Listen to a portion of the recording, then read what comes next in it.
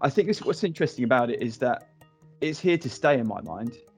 Yes, there might be a cure in a couple of months, but this is here to stay, and we're going to have to cope with it for months and years, and maybe beyond that. You know, I think in practice, it's really important just to be adaptable and be able to streamline your work practices and be able to work remotely. I think the businesses that are going to survive are those that can move to remote working and flexible working, and have shown that already. I think communication with staff is fundamental right now in terms of everyone knowing what's going on, what's going to happen, the impact of it all, especially when everyone's working from home, and that direct communication is limited. It's very worrying for staff and very worrying for employees, so it's really important to keep those communication going. I appreciate 100% while they're doing the lockdown. I think shutting offices, sending people to work from home and not actually preparing for it is not really the way to go. The knock-on effect is that it is here to probably stay, and that how do businesses extend their sales strategy when, you know, you've got a sales guy sat behind his desk, maybe in his kitchen.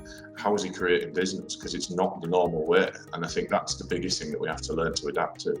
Right at the beginning of this process, everyone goes for a coffee, don't they? Like, that's your initial point of contact. Let's get together, let's have a coffee. And I was saying a lot of the time, once this is all over, we'll catch up. It doesn't allow a relationship to grow, you know, because, you know, you don't learn anything about each other. You don't spend any time. You don't get to know what I'm good at. You don't get to know what you're good at and what you specialise in, because we've never spent any time together. And these Zooms are fantastic. They really are. It is going to be the new normal.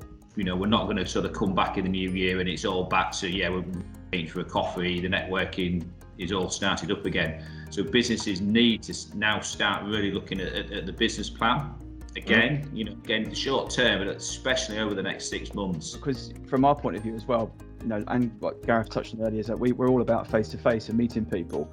And I'm sort of from an old school background in the sense that we learned to pick up the phone and do cold calls and get in front of people and then go and, you know, meet them face-to-face, that kind of stuff.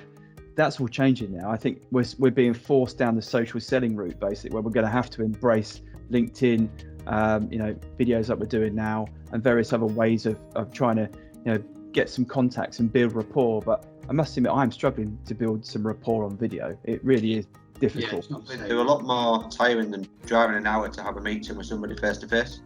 But I think, just to echo on what everyone said, we was before this a very face-to-face business. Usually it'll be blended, so I think you'll blend your week a lot more from face-to-face to digital. We will be definitely doing a lot more online digital learning, but we'll blend it with that face-to-face, so we know the importance, we don't want to lose it, but we also see the efficiency on the online stuff now.